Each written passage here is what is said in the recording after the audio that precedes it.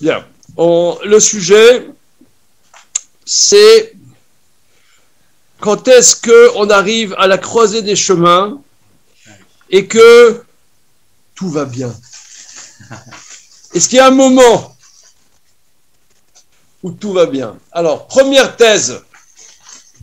La première thèse, c'est le Talmid de Chacham et le moment de la mort. Bon, ça on a vu il y a 2 semaines. La semaine dernière, c'est le Talmid Chacham et la crainte de Dieu.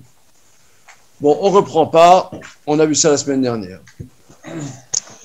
Et la troisième thèse, voilà, c'est là, où le Mor Zoutra, Parashat Drachim, c'est là. Où le Mor Zoutra, voilà, le Mor Zoutra, c'est la colonne de gauche de la page Memchet. Le Mor Zoutra, Parashat Drachim, de Masik Shmatata Libad El Cheta, Shoderer Asher ou Nochar Hashem. Et la troisième thèse, qu'est-ce que c'est la croisée des chemins où il y a le poteau indicateur qui te dit, voilà, pour aller à bon port. Il conclut son étude selon la halakha. Les Masik Shmatata Alibad El Cheta. C'est le chemin qui est en face de Dieu. Donc regardez ici, c'est quand même, il y a une progression dans le texte de la Gemara d'Af Kaf Aleph dans Masechet Sota, que l'homme est toujours dans une incertitude, etc., patati, repatata, bien, même s'il étudie la Torah. Mais il y a toujours une possibilité que le Yetzer Hara le désarçonne, etc. Bien, sauf à un moment, il arrive par Shadrachim. Alors, par Shadrachim, première thèse, c'est le moment de la mort. Parce que tant que on est vivant et qu'on est avec le corps, il y a une ambiguïté constante.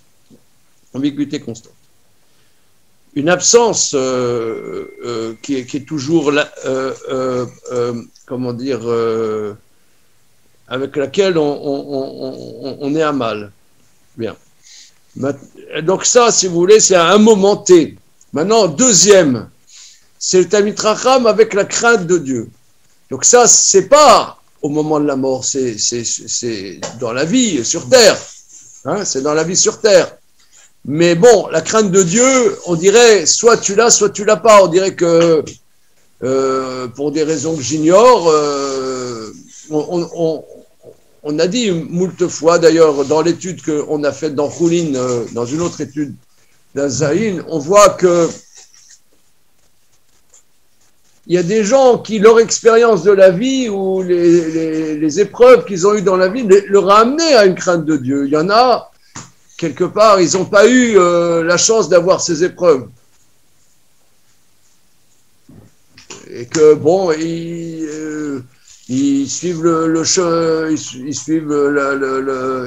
suivent la route, mais disons, c'est pas trop leur problème. Alors, on sait pas très. Donc là, c'est un peu, si on peut dire,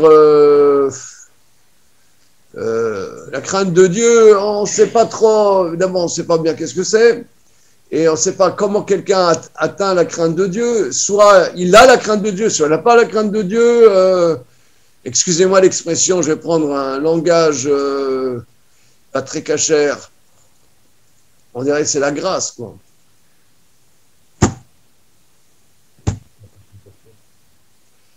Ça a été employé par d'autres. Non, parce que ça enlève un peu la dimension de la liberté humaine. Hein, c'est problématique quand même. Hein, comment Plus tu es dans la table de Dieu, plus tu es dans le chemin qui est malade, et moins tu as. Non mais d'accord, mais regarde, je sais pas. Tu n'as plus de volonté. Comment? Tu n'as plus vraiment une volonté. Non mais d'accord, mais on voit le Talmid Chacham et la crainte de Dieu. Mais la crainte de Dieu, il y en a, c'est pas leur problème, je veux dire. Mais qu'est-ce qui fait que pour l'un c'est un problème, l'autre c'est pas un problème? Ça c'est un problème. Non? Hein?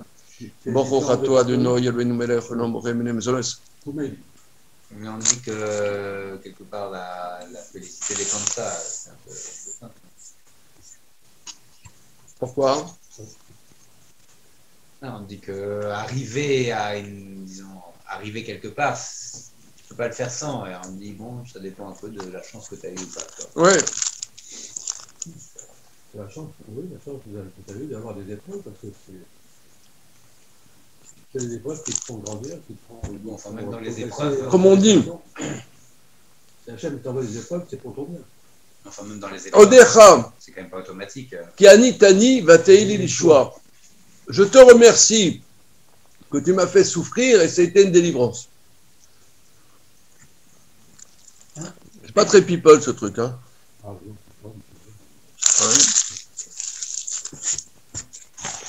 Qu'en pense c'est pas très commercial. monsieur? À part pour les clarines.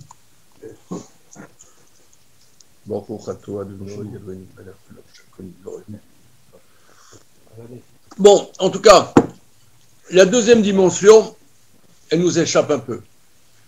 La troisième, on sent, elle est plus dans la main de l'homme.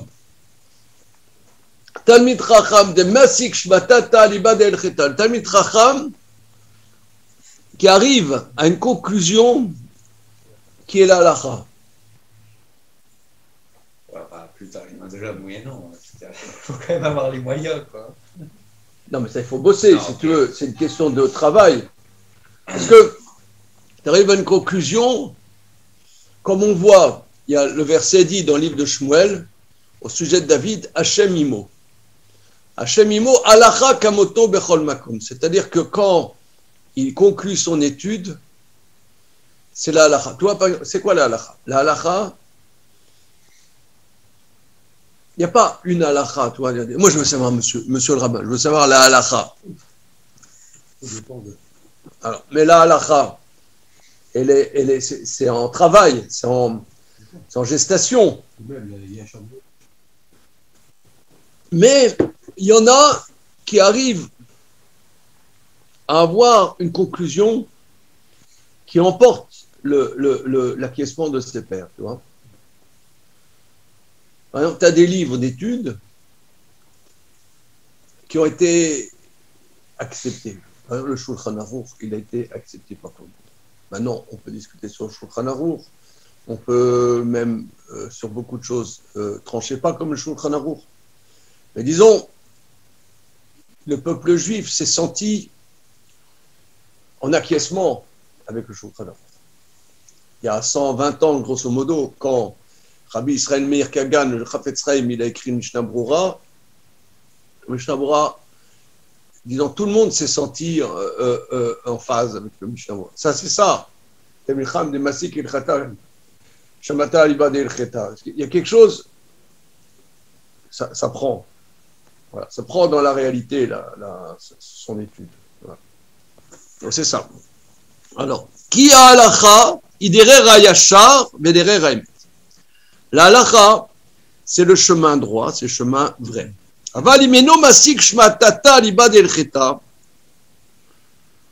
Mais s'il ne conclut pas son étude d'après la halakha, bien que ce soit la Torah, c'est pas le niveau final spécifique. Seulement quand il conclut son étude selon la halakha. Bon, il n'explique pas trop, il explique ailleurs. Hein. C'est-à-dire que on le comprend très bien. Ça veut dire les plus grands maîtres, même si c'était des grands métaphysiciens ou des grands kabbalistes ou tout ce que tu veux. Mais leur œuvre, le summum de leur œuvre, le livre d'Allah. Rambam. Ok, il a fait le guide des égarés qu'on a compris, d'accord, il a fait tout ce que tu veux, machin, bidule, il eût été kabbaliste ou pas kabbaliste, peu importe. En tout cas, il était un des grands philosophes, métaphysiciens, tout ce que tu veux. Mais son œuvre suprême, c'est le Mishneh Torah. Tu sens, là, il est présent. Parce qu'il est il tranche dans la réalité. Voilà. Or là, tu as ça veut dire, quand quelqu'un il étudie Beyoun, approfondie, à la fin, il arrive à définir la halakha.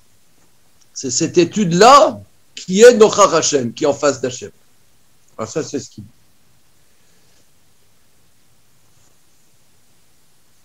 Bon, ça a à voir un peu avec ce qu'on a fait là, avec le traverser la rivière, etc. Hein, c'est arriver à ce que la pensée, elle ait un écho dans le réel. C'est ça la halakha. C'est ça. C'est-à-dire, tu vois, par exemple, là, en discutant, tu vois, par exemple, nous, en France, on aime bien être libre. Non, liberté, égalité, fraternité, mais ça commence par liberté. Comment? Oh là là! Oh, le front de la... Il faut commencer par fraternité. À partir du moment où on est fraternel, on est égaux, on est libre. Bon, regarde. Mais en tout cas, on aime bien. Tu vois, on aime... Ça marche pas. Liberté, égalité. Non, mais regarde, mais on aime bien être libre. Hein, parce que liberté, égalité, fraternité. C'est quoi la liberté? La liberté, par exemple, là, il y a eu le confinement. Les Français, quand est-ce qu'ils se sont sentis libres? Quand les bistrots et les restaurants se sont libres. On n'était pas libres. Maintenant, on est libre. Voilà. Alors moi, je me suis demandé, c'est quoi la liberté juive?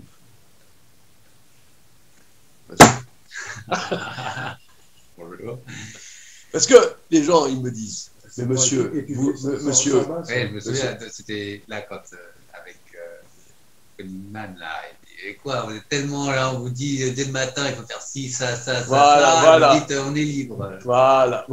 Il m'a bien remonté. Ouais. Voilà. Alors, ces questions-là, ça m'a forcé, moi je propose, ça m'a bien secoué quand même.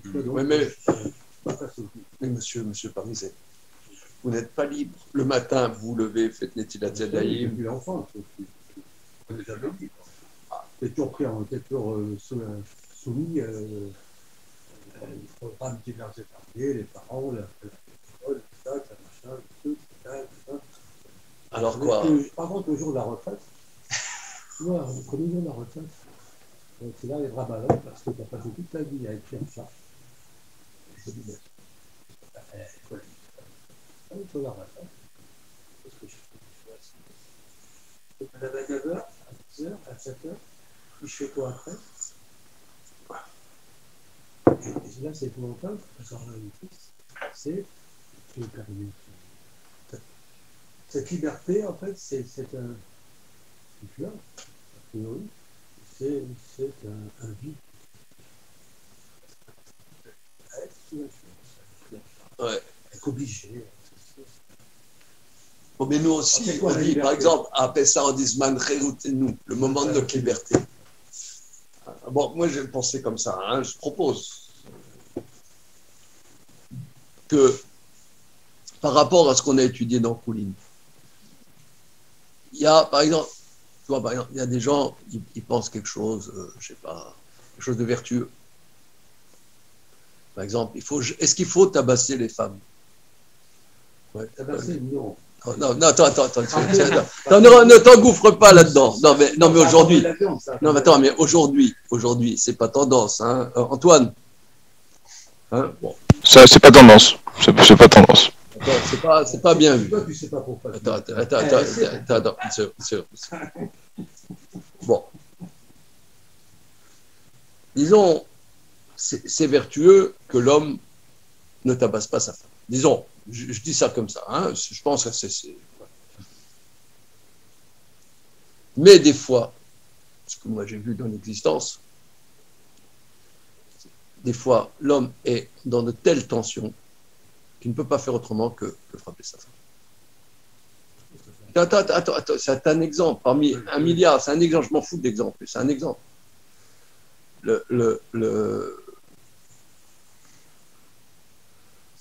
Plusieurs personnes m'ont raconté ça. C'est pas une personne, c'est plein de personnes qui m'ont raconté.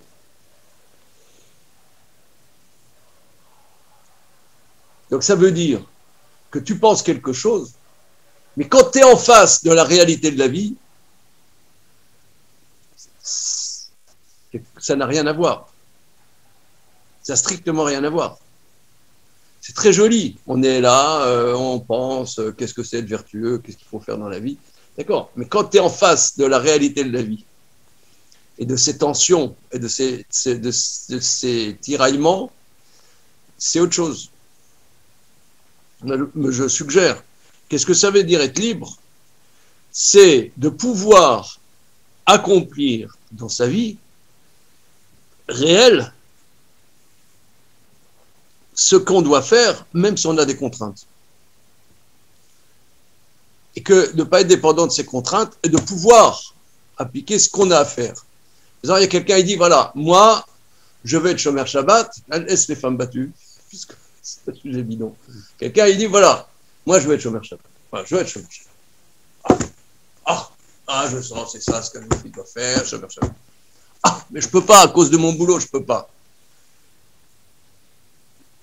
Donc là, c'est quelqu'un, il veut faire quelque chose, mais il n'est pas libre, il ne peut pas le faire. Parce que c'est dans la réalité, c'est la réalité qui est le révélateur. C'est le révélateur de qu'est-ce que tu es capable dans ton intériorité. Alors maintenant, je pense que c'est ça la manière juive d'être libre. Pourquoi, moi, ce que je comprends pas, c'est pourquoi ça, parce que là, vous avez dit, pourquoi ça passe forcément par ce qu'on a à faire. Pourquoi ça marche pas si c'est ce qu'on veut faire. Comment? Ça, je voulais poser comme question. Pourquoi? Parce que le juif dit, il faut que je garde ce que je dois faire, garder Shabbat. C'est un exemple, hein. Oui. Mais pourquoi ça marche pas quand c'est quelque chose, c'est ce que je veux faire. Je sais pas comment dire. Donc ça passe par une obligation. Parce que chez le juif, ça doit passer par une obligation. Pourquoi? C'est parce qu'on l'impose quelque part. Oui, ça on t'impose. Voilà.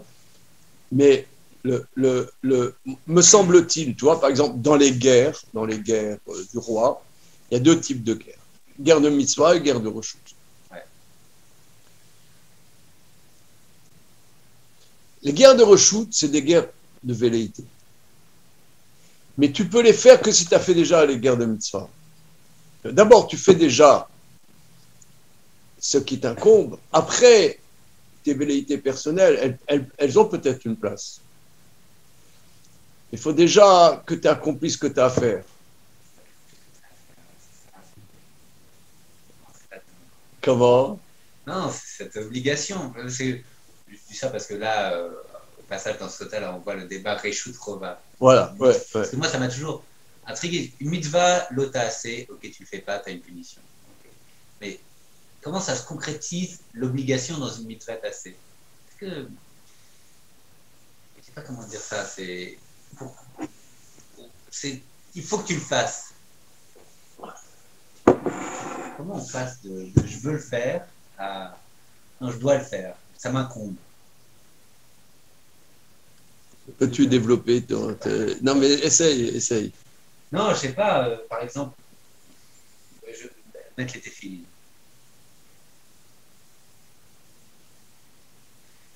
Parce que moi, quand j'ai abordé le judaïsme, j'ai abordé par des gens pour qui, voilà, je veux le faire.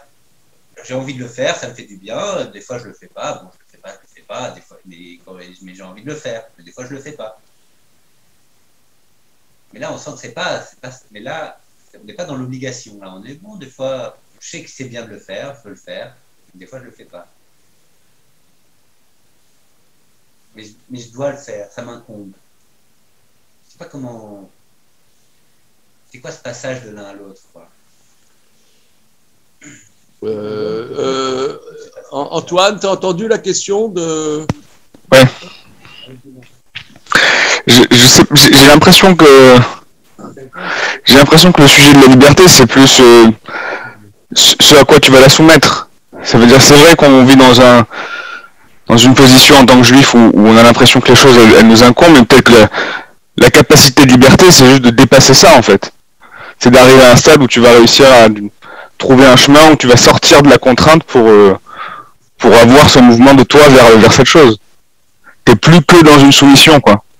Oui, ça c'est ce que Rambam appelle la simcha shel mitzvah, la joie de la mitzvah. C'est ton côté chassid, Antoine. Ça ne m'étonne pas.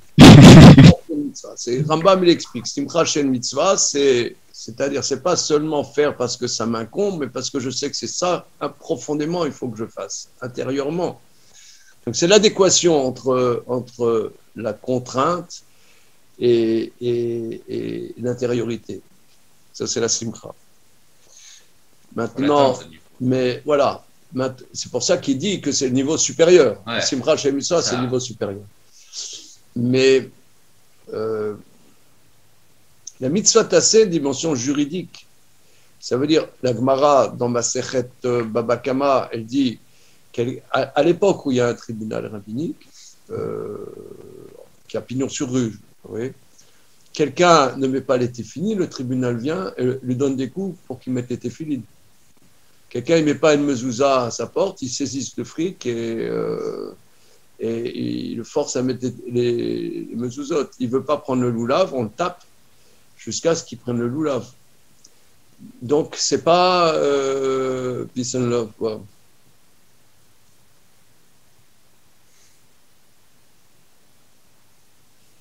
Bon. D'accord. On a posé... Non, mais je reprends, hein, j'essaie de reprendre.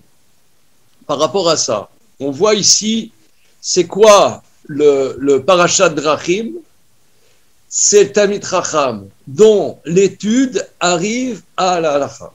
Maintenant, la halacha, ce n'est pas une halacha qui existe avant lui, c'est lui, il crée la halacha. Que son étude arrive à générer de la halacha.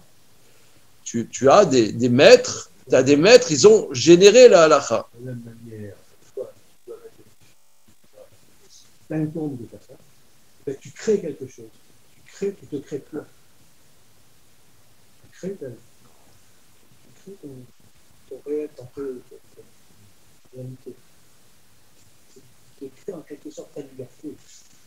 Oui, tu vas te construire. Oui, maintenant, le point, alors ce que je voulais dire, c'est que une étude l'étude, c'est une étude qui a un impact qui n'est pas que par rapport à soi, qui impacte ses contemporains. Comme tu as des grands maîtres, ils ont toi par exemple ici, il parle tout le temps de Rav Ovadia Yosef.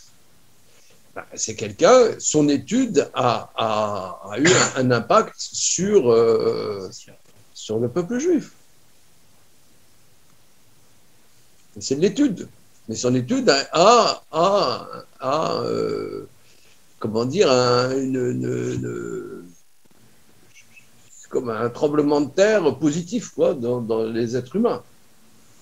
Voilà, ça, là, il y a une rencontre entre l'homme et Hachem, là-dedans. Il n'explique pas en quoi. Sûrement, il explique ailleurs, parce qu'il y a une dimension de justesse. Il dit que Hachem est infini. Et un point, c'est-à-dire, la halakha, c'est ça et c'est pas autrement. Qu'est-ce que je dois faire? Nous, dans la vie, on a tout le temps des questions. On a tout le temps des questions. Est-ce que je dois faire ça? Je dois faire ça, je dois faire ça, je dois faire ça. On a des alternatives qui se présentent à nous, on ne sait pas comment trancher. Mais lorsque tu as un Talmid Chacham, il te décortique le sujet, il dit c'est ça. Donc là, c'est ça, dit le Maharal, c'est un point. Or, un point est illimité. La ligne est limitée. Mais un point est illimité. Un point est limité. Donc ça touche l'infini d'Hachem. Ok. On va continuer. C'est ce qu'il dit. Regardez, c'est trop concis. Le fil d'ivré à Kol, Nikra Parashat Drachim, Amadrega, Shinochar Hashem, Eblin, Netia, Yamin, Usmon. D'après quels que soient ces trois avis, Parashat Drachim, c'est le niveau en face de Dieu qui ne penche ni à droite ni à gauche. C'est le point médian. Il ba'er basé, Torah i chamura i amora aderer, leavi et adam le chayo olam. Donc maintenant, nous avons expliqué comment la Torah enseigne le chemin pour amener l'homme à la vie du monde futur. Qui a Torah i ametzaref et d'abam leotzio minateva umerelo derer anivdal shunora Hashem lidabek bo ilbarach. Car la Torah raffine, metzaref et adam, raffine l'homme pour le sortir de la naturalité et lui enseigne le chemin séparé, sous-entendu, de toute matérialité, qui est en face de Dieu pour se coller à Dieu. Ou beprad misheshone halachot, particulièrement celui qui étudie les halachot, em apsakim vadinim shem halacha, qui sont les psakim, c'est-à-dire les tranchements de la halacha, les lois qui sont la halacha. Qui est malat à Torah et à yosher bemet, car le niveau de la Torah c'est la droiture véritable. Valara yaderer ayashar batorah, l'halacha c'est le chemin droit dans la Torah. Car imolicha et adam bederer ayosher nechol idabek bo ilbarar lo shachochmot. C'est pour ça ça amène l'homme dans le chemin droit en face pour se coller à Dieu et pas les autres sciences. Velu dvarim amukim meod, ces choses sont très profondes. Dai basé les mishemei dvarim elu alabitatam. Ça suffit pour celui qui comprend ces choses dans leur véracité. Hugues. Allez, Perek Rabishas. C'est parti.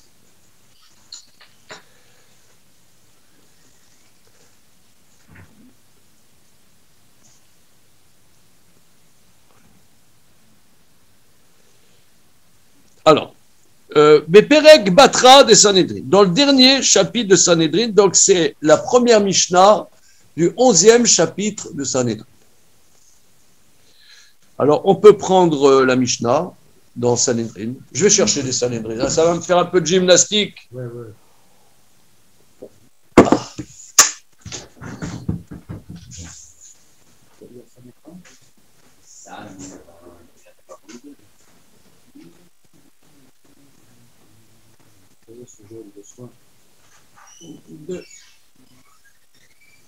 Pour voir à ces choses.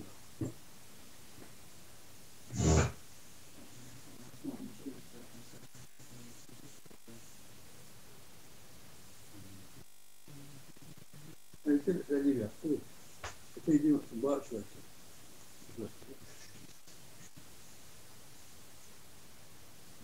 Quel espace d'incertitude il y a.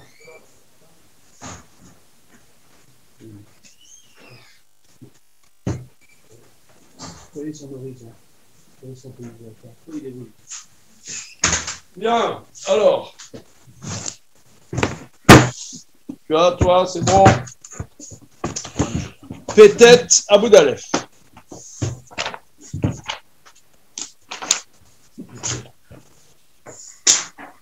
Peut-être, c'est Tzadé Abu Dalef. Tzadé, regardez, il y a une erreur.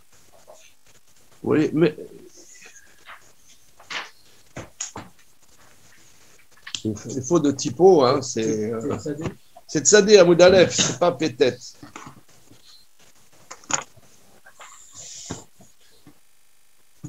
Bien. On y va. Kol Israël, Yeshlem, Chelek, Olam Haba, Shema, Ramer, Kulam, Tzadikim, Lonam, Yeshua, Red, Netzer, Otam, Senedar, Père Kaddish. Tzadé tout court, hein. Tzadé, tout court, ouais. Hamoud. Hamoud Aleph. Bon. C'est bon. Alors, la Mishnah. Kol Israël, Yeshem, Chelek, Olam. Tout Israël à part au monde futur. Que vient faire ce sujet ici dans le traité Sanhédrin? Alors, le sujet, c'est que avant, pendant plein de chapitres, on a parlé des condamnations à mort du tribunal des hommes. Voilà. Donc, il y a 4 types de condamnations à mort. Et la Mishnah et la Gemara, pendant des chapitres et des chapitres, analysent en quoi consiste chacune de ces 4 condamnations à mort. Ça, c'est un. Et deuxièmement, quelles sont les fautes qui entraînent ces condamnations à mort et quel type de témoin, de tribunal est habilité pour faire ces lois de pénal. Ça, c'est la moitié du traité Saint. La première moitié, c'est les tribunaux pour le droit civil. Et la deuxième moitié, c'est le droit pénal. Maintenant, le dernier chapitre nous dit, nonobstant le fait qu'ils ont été condamnés à mort et exécutés, ils n'ont pas au monde futur. Voilà. Ça veut dire c'est Kol Israël Yeshem Chelok Lamaba. C'est-à-dire que, ok, il a été condamné, il a été exécuté, mais il n'a pas au monde futur. Alors qu'est-ce que c'est le monde futur? Bon, c'est le 11e chapitre, pour ceux que ça intéresse.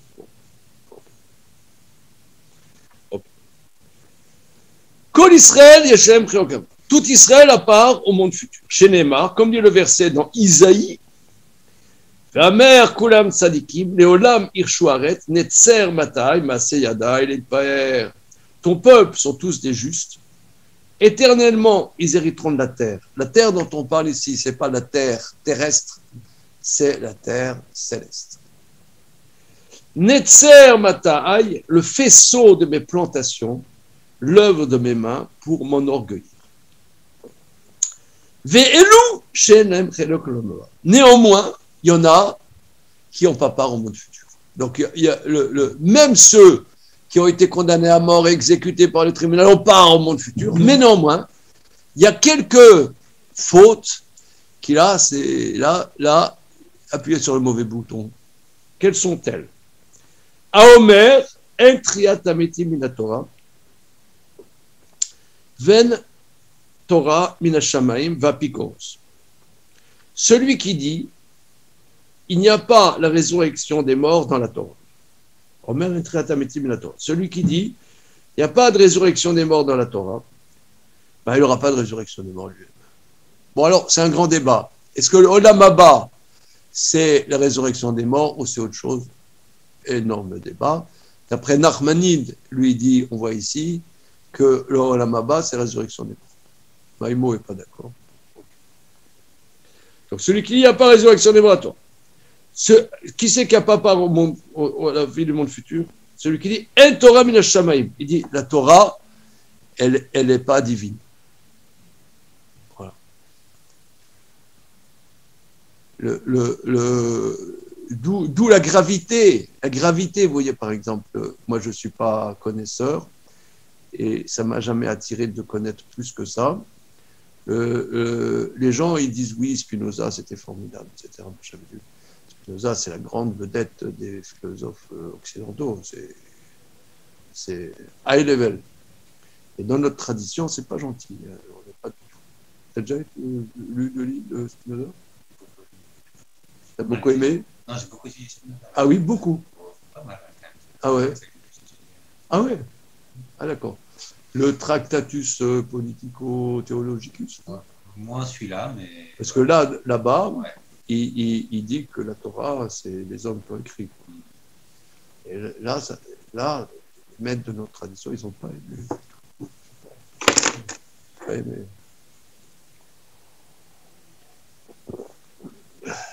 Alors, les gens, ils aiment bien Spinoza parce qu'il était persécuté par les juifs.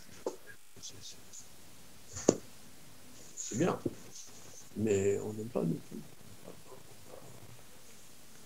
Moi, je n'ai pas réussi à lire de livres. C'est bien, c'est plus que... D'accord, bon, c'est bien. Ok. Alors là, il dit, la Torah ne vient pas du ciel. C'est celui qui dit, la Torah n'est pas divine, là, c'est foutu pour lui. L'apikoros et l'apikoros. Alors, qu'est-ce que c'est l'apikoros? Bon, c'est Rachidi, c'est défini dans la Gemara. Bon, alors, apikoros, vous êtes bien d'accord que le mot apikoros vient de Épicure. Épicure. Non. Épicurien, c'est la connotation en français épicurien, c'est un bon vivant. C'est le mec bourra, boutargue, banatage efficace. Ça fait plutôt épicurien, tu vois. Mais non, c'est pas le sens épicure. Épicure, c'est, a priori, c'est celui, d'après mon souvenir, c'est celui qui dit que tout n'est que matière. C'est le matérialiste. Si je ne me bute, hein, on peut dire ça comme ça. Ouais. D'accord. Il n'y a rien après la mort. Voilà, c'est Épicure, c'est voilà, la seule félicité est dans la réalité de ce monde. Voilà. Mais c'était pas ce qu'on appelle un épicurien, parce qu'il dit, par exemple, quelqu'un dans le pouvoir de Épicure, par exemple, quelqu'un qui se laisse aller à ses passions, ses pulsions, n'a pas de vrai plaisir. Donc au contraire, c'est un moraliste, si tu veux, Épicure. Quelqu'un qui mange des choses qui lui font mal au ventre, qui va le rendre malade, il n'a pas une bonne félicité dans ce monde-ci. Donc, ce n'est pas conseillé, en tant qu'épicurien. Hein, voilà. Alors, ok, apikoros. Mais la Gemara va donner une autre définition. Ils disent apikoros, ils disent, c'est quelqu'un qui fait honte à autrui, C'est ça l'apikoros. Bon, c'est tout le chapitre. Hein. Rabbi Akiva Omer, Rabbi Akiva, il dit, Af akore besvarim achitsonim. Qu'est-ce que c'est celui qui n'a pas part au monde futur? C'est aussi celui qui lit dans des livres extérieurs. Alors, c'est quoi des livres extérieurs? Alors, Rashi, regardez Rashi, dans sa sagesse. Sfarim Chitsonim me ferej begmara. On va expliquer dans la Gemara. Merci Rashi. Oui, c'est des livres, a priori, c'est des livres d'hérésie. Hein. Voilà, des livres. Bon, d'accord. 20 et autre catégorie. Alochesh alamaka, veomer, kolamachala, asher samti memsraim, lo asim alecha, ki ane Hashem rofecha. Et Rabbi Akiva dit aussi celui qui fait une incantation sur une blessure et qui dit le verset, c'est-à-dire il prend des versets de la Torah comme des formules magiques. Voilà, il y a quelqu'un, il a une maladie, on fait amener le rebouteux juif qui dit le verset, toute la maladie que j'ai placée sur toi en Égypte, je ne la mettrai pas sur toi quand je suis l'Éternel qui te guérit. Donc là, il prend un verset comme une formule de guérison. Voilà. Alochel Shalamak. Abba Shaul Omer. Abba Shaul dit Af a Oget Hashem Beotiotav. Aussi celui qui prononce le nom de Dieu lettre par lettre. Alors là, il est plutôt mystérieux. Voilà. Donc ça, c'est la première partie de la Mishnah. Regardons le Maharal, qu'est-ce qu'il nous veut aujourd'hui. Bon, alors, il rapporte la Mishnah jusqu'à la page même tête en haut, 4e ligne. Page d'après, monsieur. Voilà. Biura Mishnah, Azot, Kasha, Meherot. L'explication de cette Mishnah-là est très difficile.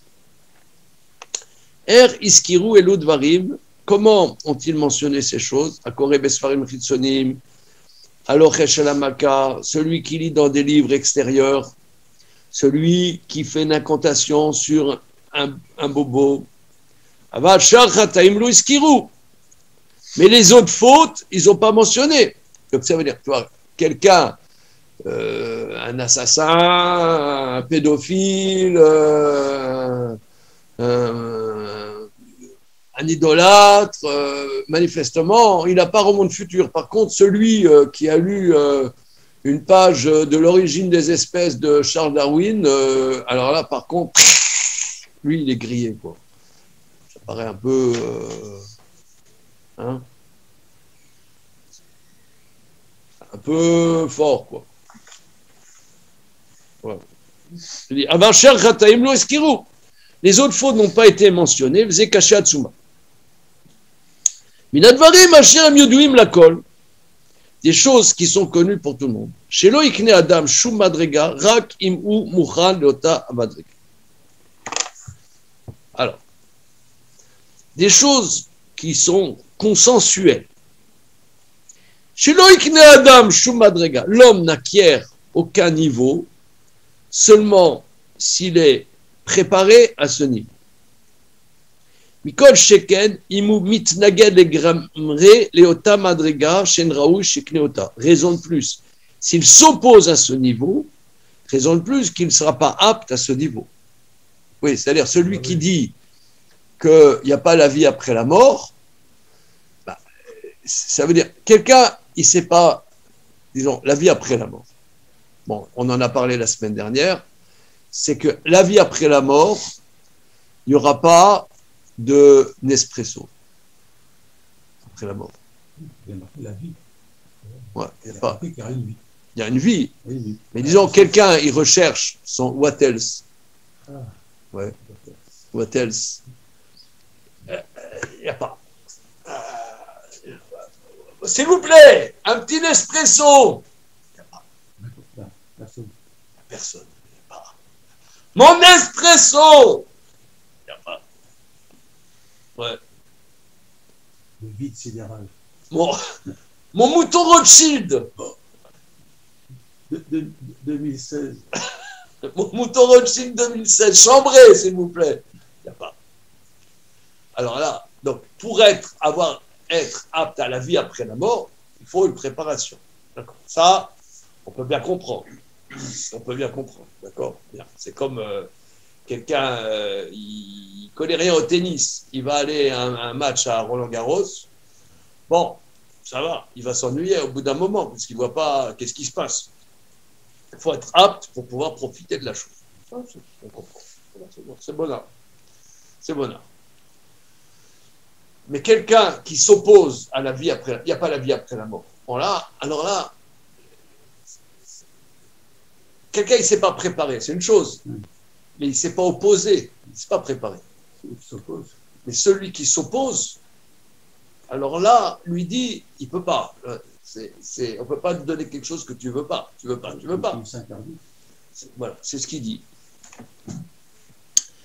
Mikol Sheken, Imu Mitnaged Legamre Lota Madrega.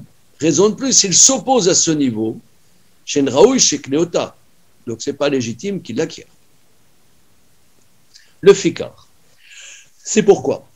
Kacher Inu Chachamim Bemaout Madregat Olamaba.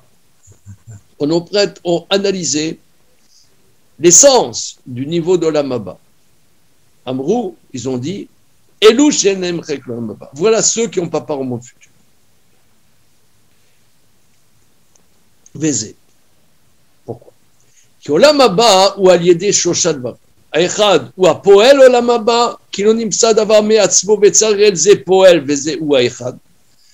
Asheni olamaba atzmo shenimsa mina ila sheu a polel vézé ou asheni. Ashlishi amekabel shemekel olamaba ou adam zé ou davar shlishi. Arrête Shlosha Dvarim à Ila, à Mekabel ou Mache Mekabel. Alors lui, il y va à la comment dire, à la découpe, quoi. Alors il dit, le monde futur est par trois choses. Je traduis, hein. Aechad ou Apoel Olamaba.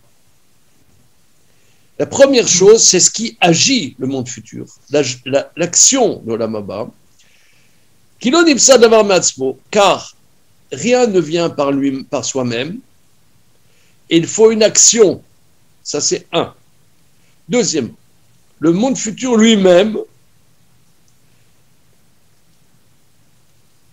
ça, l'action. Deuxièmement, la cause de l'action, qui agit. Ça, c'est le deuxième élément. Troisième élément, celui qui reçoit le monde futur, qui est l'homme, c'est la troisième chose. C'est-à-dire donc, il y a trois dimensions. La cause du monde futur, celui qui reçoit le monde futur, et ce qu'il reçoit. C'est-à-dire, il y a la cause du monde futur, celui qui reçoit le monde futur, c'est-à-dire l'homme, et le monde futur lui-même, c'est-à-dire ce qu'il y a à recevoir. Le car Amrou et Louchosha, c'est pourquoi ils disent trois dimensions. Kacher Yomar, Shentriat Ametim Minatora. Celui qui dit qu'il n'y a pas de résurrection des morts dans la Torah, il s'oppose au Olam Haba en cela qu'il refuse d'en être le récepteur. Le monde futur, tu reçois le monde futur. Mais là, tu refuses de le recevoir. Kien etsem Olam Haba, rak Olam, shiavo achach atechia. Car le fondement de Olam Haba, c'est le monde qui viendra après la résurrection. וכשיאמר שאין אדם חוזר להיות חי, כאשר כבר מת, אין חוזר המת לחיים, אך אין כאן מקבל שקבל עולם הבא. Quand l'homme dira que l'homme, quand il est mort, il ne reviendra plus vivant, quand il est mort, le mort ne revient pas à la vie, donc il n'y a pas de récepteur pour recevoir la vie après la résurrection, parce qu'il le refuse. Le Fikar, c'est pourquoi Mishemakri Shatria, Reunevan Meolam Haba, celui qui renie la résurrection est évincé du monde futur, parce qu'il ne peut pas en être le récepteur. Alors tu vas me dire, il y a quelqu'un, il peut penser, toi par exemple, il y a une époque, je ne sais pas, il y a 50 ans, 60 ans, tout le monde était marxiste. Sauf, je ne sais pas, peut-être Charles de Gaulle, mais à part lui, ouais, tout le monde était. C'était tout le monde. Ça veut dire le matérialisme historique. T'as connu? T'as pas connu. T'es né après cette vague. Il y avait les restes. Les petits restes, des diplodocus. Aux alentours de la fac, ça restait à Tolbiac, il y avait quelques diplodocus. Mais moi, quand j'étais enfant, c'était tout le monde, c'était ça. Hein, parce que ce qu'il faut savoir, c'est qu'il y avait l'URSS et il y avait des éditions en français qui étaient excellentes. Les éditions sociales, ça s'appelait. Qui faisaient des très très bons livres, des très très très très bons livres. Donc c'était plaisant, c'était très très plaisant. Mais c'était bon. Alors quelqu'un qui pense que donc il n'y a que de la matérialité, mais lui, il n'est pas éveillé à autre chose. Tu vois, c'est un peu comme Abraham. Abraham, il était dans un monde idolâtre, il ne savait pas qu'il y avait un Dieu créateur. Bon, il a recherché, lui, mais... Ouais, ou un scientifique, certains types de scientifiques, pour qui la conscience, c'est un épiphénomène. Voilà. Oui, c'est pas mesurable. C'est pas mesurable selon des mesures scientifiques, donc ça n'existe pas. Ça pas de réalité, alors, maintenant, quelqu'un dit, monsieur, est-ce que vous croyez qu'après la mort, il y a une vie? Et il n'a pas réfléchi, en réalité. Il n'a pas les éléments pour réfléchir. Alors, il y a le Raphaël de Brise qui disait, un pauvre apikoros, c'est quand même un apikoros. Un apikoros idiot, c'est quand même un apikoros. Parce que des fois, on est fonction de l'ère du temps, de l'ère de sa culture. Hein. Ouais, on est tous. On est tous. Je me souviens quand j'étais gosse, bon, je ne sais pas, moi je lisais beaucoup, même quand j'étais vraiment gosse. Je disais que ça. Hein. Marxiste. Ouais. Ah ouais. J'avais au lycée, j'avais un maître en marxisme qui s'appelait Bertrand Benatar. Ah, il était très fort. Après, il est devenu prof de philo, évidemment. Mais c'était mon rabbi. Hein. Ah ouais, on était à Donf. Mais alors là, il n'y avait que la matière, quoi. Il n'y avait pas... On n'avait pas l'idée d'autre chose. Donc, Raphaël Lebris, il dit qu'un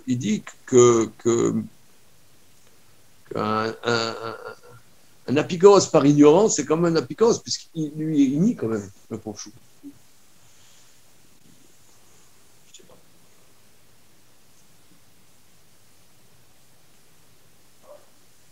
Ok. Alors. Par ignorance, faut pas trop se séparer Comment? violence parce que.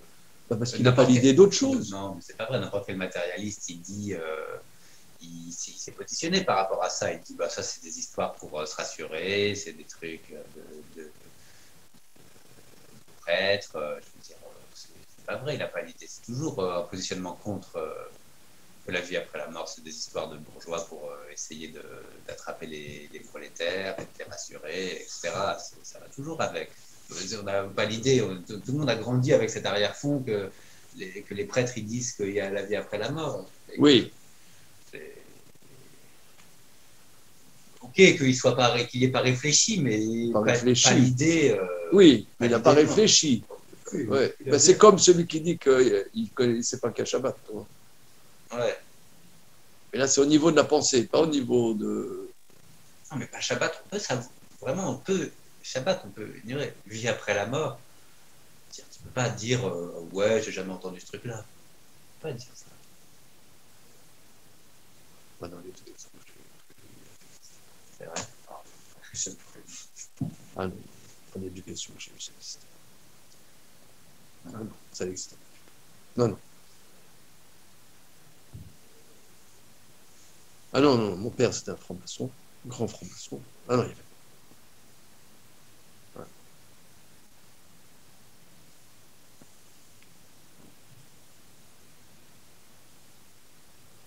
Mais après, comme etc. Mon père est revenu de ses croyances franc-maçonnes.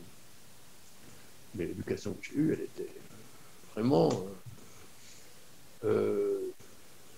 l'éducation des Lumières. Ah oui. Il n'y avait pas.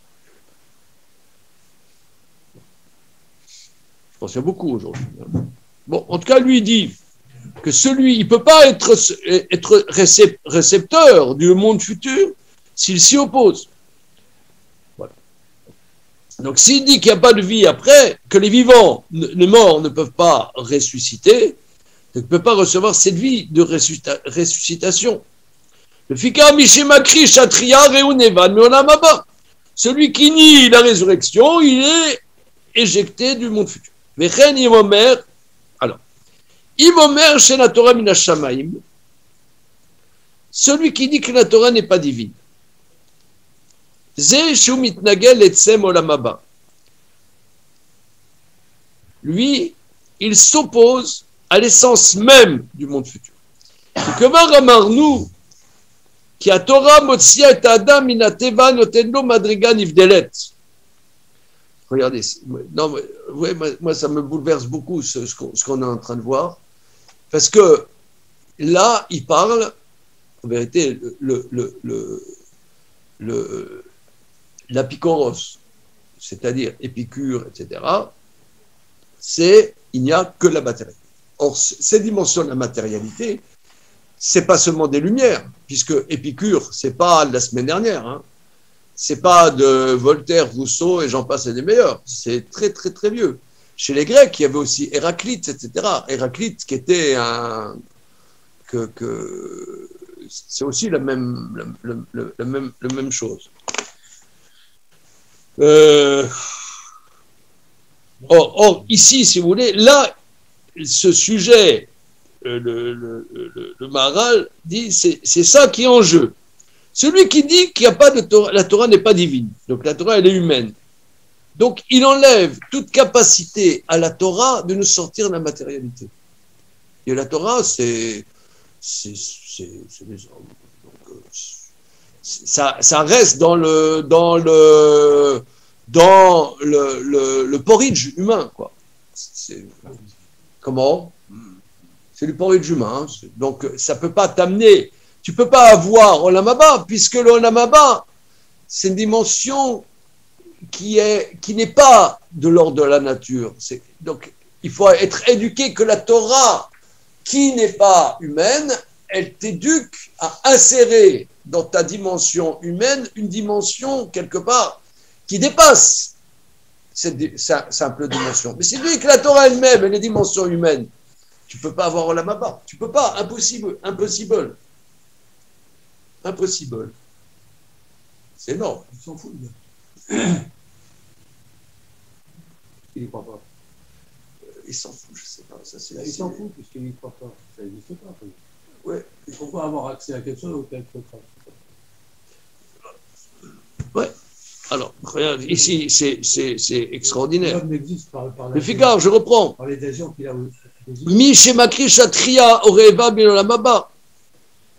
Imomer, chez la Torah minashamaim, s'il dit que la Torah n'est pas divine. Zéou shum nagel etsem olamaba, qui que va ramarnu. Nous avons dit que la Torah, comme il a dit dans les premiers chapitres, la Torah botsia et adam minateva notelo madriga niveled. La Torah sort l'homme de la dimension de nature et lui donne un niveau séparé de la matérialité, le fait participer d'une dimension dans son concret. Et cacher un Torah minashamaim,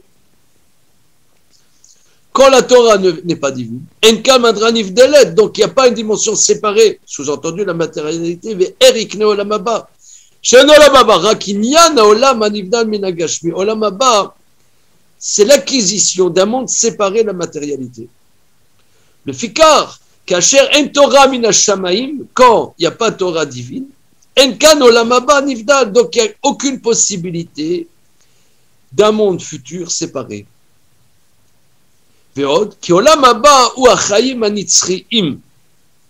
Car, deuxièmement, le monde futur, ce sont des vies éternelles.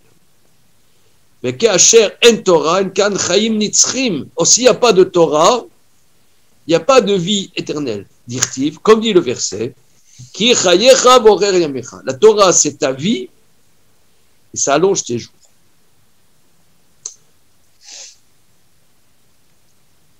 Le quart, la Torah, i etsem olam haba. C'est pourquoi la Torah, c'est l'olam haba. En vérité, l'olam haba, c'est la Torah, elle va te donner la possibilité d'un devenir à l'intérieur de ta vie, même ici, olam haba. C'est-à-dire que elle allonge ta vie, mais à l'intérieur de ce monde-ci, la Torah, bon, ça il faut développer beaucoup. En quoi la Torah, ça s'appelait la vie? En quoi la Torah s'appelait ta vie? Moi, j'explique. Pourquoi? Parce que la Gemara, elle dit, Daf Memchet, si je ne m'abuse dans Maseret Psachim, qu'on n'a pas le droit de partir en voyage avec quelqu'un qui n'étudie pas la Torah. Parce que c'est un danger. Tu connais cette Gemara? Alors, regardons dans Psachim, parce que là, pour rentrer, donc je reprends, que celui qui dit que la Torah, elle est humaine, hein, c'est une compilation de manuscrits anciens, compilation de la Torah. La preuve, c'est qu'il y a plusieurs styles dans la Bible. Donc, d'un point de vue stylistique, ça s'impose qu'il y ait plusieurs auteurs, n'est-ce pas? Il y a le yaviste, hein? Il y a le premier chapitre de la Genèse, c'est un autre auteur que le deuxième chapitre de la Genèse, puisque dans le deuxième chapitre de la Genèse apparaît le tétragramme. Donc, ça veut dire que le premier chapitre de la Genèse, il ne connaissait pas encore le tétragramme. Hein. C'était avant la connaissance du tétragramme. Tu n'as jamais entendu ça? C'est... Comment? Tu n'as pas fréquenté ça. Et toi, tu as fréquenté ça? Non, j'ai entendu, bien sûr. Antoine, tu as entendu ça? Bien sûr, les éloquistes, les yavistes, les chakaïstes. Ouais. Ah, il y en a 4, je crois, en tout. J'ai oublié le 4e, mais... Alors, que dire? Donc là, c'est pas possible qu'ils aient Olam Haba, parce que le Olam Haba, c'est la Torah qui, étant donné elle n'est pas humaine, elle te fait participer d'une vie qui n'est pas limitée, qui est l'essentiel du monde futur. Alors regardons dans Psachim, il y a des Psachim là. Merci beaucoup.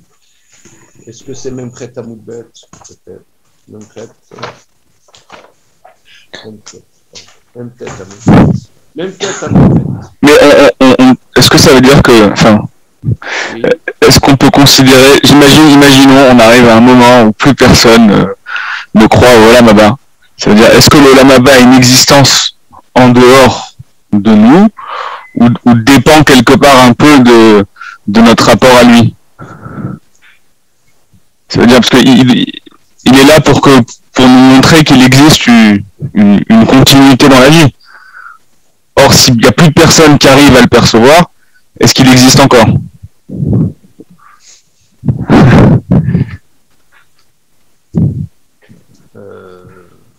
Ouais, le Olam Haba, c'est pas un, c'est pas les Bahamas. Non, justement. Ouais, c'est ça. C'est un univers à laquelle l'humain participe ou peut participer. Alors, regardez. Donc, il y a tout, Daf Mem Tet Amud Bet.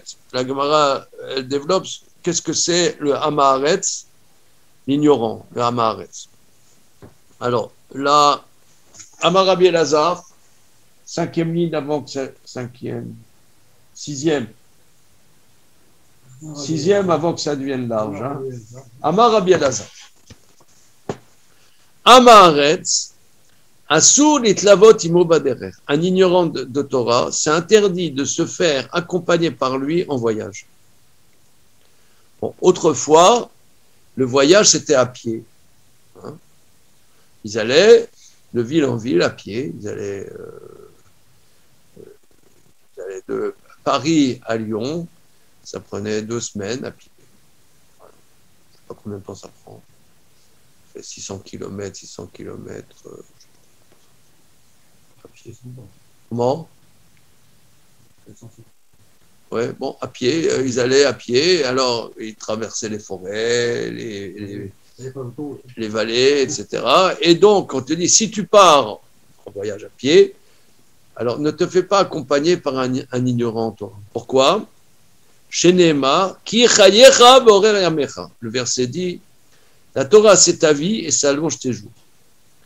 Al chayav lochas, al chayecha vero lokol sheken. Or, l'ignorant, il n'a pas pitié de sa propre vie puisqu'il n'étudie pas la Torah. Donc, sur la vie d'autrui, il raisonne plus. Il risque de te buter, donc c'est dangereux.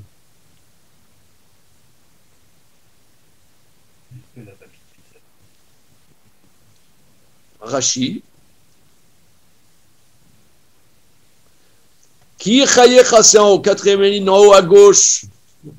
Ki chayecha borer amecha. Al chayav lochas. Sur sa vie, il n'a pas pitié, l'ilmod Torah belechiot, d'étudier la Torah et de vivre. Lui, il n'a pas pitié, il n'étudie pas. Il n'a pas pitié de sa vie, il ne vit pas. Alors, Al-Chaye Ravero le Kol Sheken, sur la vie d'autrui, raison de plus. Mais Yesh Shidok Shema Yargenu, donc il y a lieu de craindre qu'il te tue. Donc c'est un danger.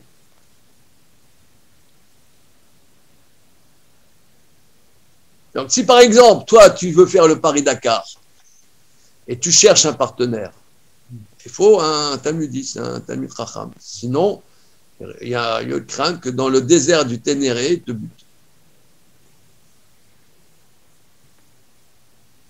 C'est clair? Alors, la question, on dit, quelqu'un n'étudie pas la Torah parce qu'il n'a pas pitié de sa vie. Au contraire, tu lui demandes. Au contraire, moi, j'ai pitié de ma vie. C'est regarde ceux qui étudient là, ils sont. Au contraire, moi, je veux vivre. Hein? Ouais, qu'est-ce que vous compliquez la vie? Moi, je veux vivre. Moi, je veux vivre tango, tango, tango. Mais mon père et ma mère sont toujours après moi. Moi, je veux vivre tango, tango, tango. Comment c'est? Ta-la-ta-ta-ta-tam, ta-la-la-la-la-tam. Tu connais pas? Non, je suis pas. Attends, mais la fin, la chute, il faut que je la retrouve, elle est très très bien. À quel paranger là?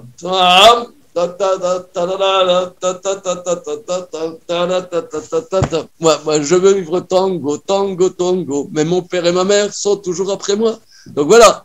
Donc moi, je veux vivre tranquille. Tu dis pas la Torah. Monsieur, monsieur Chaim Cohen, venez étudier avec nous. Regarde, ça me saoule. Moi, ce que je veux, tranquille. Ça me saoule, vous allez me compliquer la vie. Je veux vivre tranquille. Ah, on dit non! Tu veux pas vivre? Alors nous, allez, vas-y, dribble! Alors quoi? Hein? C'est quoi? C'est que dans cette étude, il y a toujours un petit côté, la vie est un jeu de dés. Voilà, je veux vivre, mais bon, sur un coup de tête, allez, on s'en fout un peu, quoi. Par exemple, il y a un type, un jeune très doué. Je lui dis, qui a étudié un peu avec moi, je lui dis, tu étudies, qu'est-ce que tu deviens, qu'est-ce que tu étudies? Il m'a dit, en ce moment, je n'ai pas le temps d'étudier. Par contre, la seule chose que j'étudie, c'est le feuillet hebdomadaire d'Aïchevazit. Comment? Voilà. Alors, là, on étudie cette Gemara. Il dit, tu ne veux pas vivre. Au contraire. Pourquoi? Il ne veut pas prendre du temps pour étudier parce qu'il veut vivre. Il n'y a pas que ça à faire. Pourquoi on dit que celui qui n'étudie pas la Torah, il ne veut pas vivre? Non, moi je comprends, c'est très simple. Pour moi, c'est pas compliqué du tout. Voilà, on t'endort pas là, oh!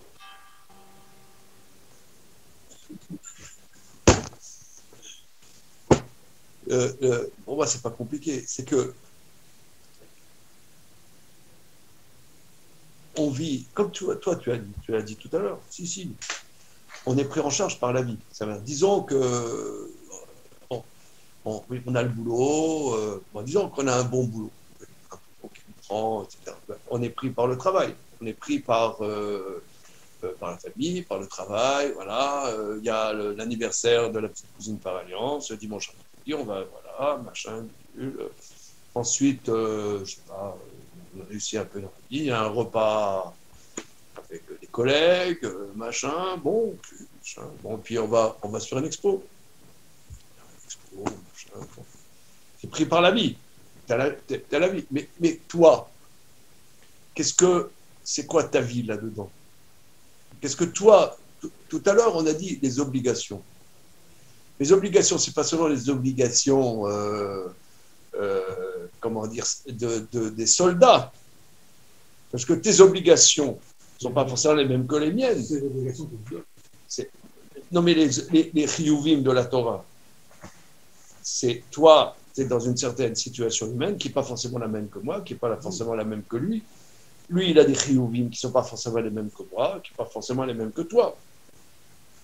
Donc, l'étude de la halakha, c'est de savoir qu'est-ce qui m'incombe à moi, qu'est-ce qui m'incombe à toi, et c'est un combat à toi, mais ce n'est pas forcément la même chose. C'est vrai qu'il y a un facteur commun, c'est que, est-ce qu'on doit faire le matin, les brachot du matin? Bon là, est-ce qu'on doit dire Shema Israël le matin? Oui, bon, mais des fois, peut-être que non. Peut-être que tu es dans un tel contexte qu'il faut surtout pas que tu dises Shema Israël. Tu as d'autres choses à faire à ce moment-là, selon le contexte. Ah, moi, j'ai l'obligation de dire Shema, lui, il a l'obligation de dire Shema, mais toi, peut-être dans ce contexte, il faut surtout pas, tu dois faire autre chose. Je ne sais pas, il faut voir. Donc ça, c'est ça l'étude de la Torah. L'étude de la Torah, c'est de savoir qu'est-ce qui m'incombe de manière précise. J'ai en face de moi une alternative. Soit ça, soit ça. Je ne sais pas trancher. Donc, l'étude, ça va être de savoir qu'est-ce qui m'incombe à moi selon cette situation. Donc là, quelqu'un qui se préoccupe de qu'est-ce qu'il doit lui vivre. Pas la vie qui le prend en charge. Et tu peux passer. Alors, ça va de manière générale, mais après, tu es en face de dilemme. Prenons en face de dilemme. C'est quelqu'un qui a quelqu'un, que Dieu nous en préserve, qui est en phase terminale d'un cancer généralisé. Loané. Ces personnes souffrent intolérablement. Et te quémandent de lui donner beaucoup de morphine pour qu'il meure. Et tu ne dis pas la Torah. Qu'est-ce que tu fais? Si tu n'as pas l'aise. Non, ça veut dire, quelqu'un qui n'a pas analysé, alors, c'est sûr, il peut te tuer, finalement. S'il n'étudie pas, il peut être en face de tensions dans l'existence, il peut te tuer, c'est vrai, il peut te tuer. Moi, j'ai vu ça, des gens très bien intentionnés qui tuaient d'autres. Comme des histoires,